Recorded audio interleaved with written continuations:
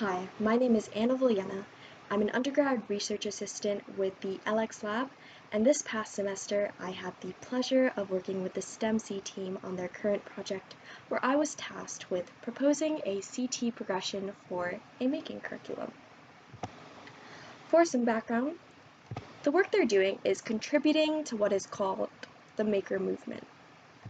Making can be defined as an active process of building, designing, and innovating with tools and materials to produce shareable artifacts. This project focuses specifically on how children can develop a making literacy by using making activities to learn science concepts through a block-based programming interface called Chasm.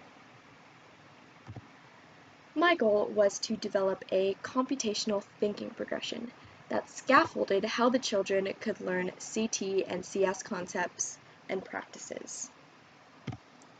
So the concepts I included in the progression were sequences, repetition, conditionals, variables, decomposition, and debugging, and a lot of their scaffolding comes from the UChicago K-8 learning trajectories.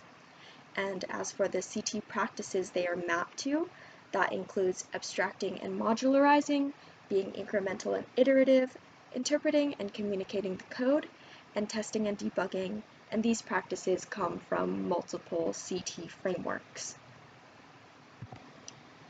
So here's an example of the beginner level progression.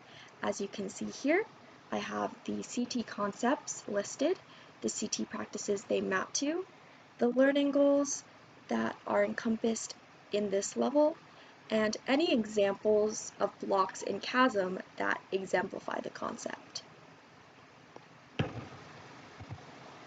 So what did I learn? Through this process, I learned the importance of conducting in-depth literature reviews.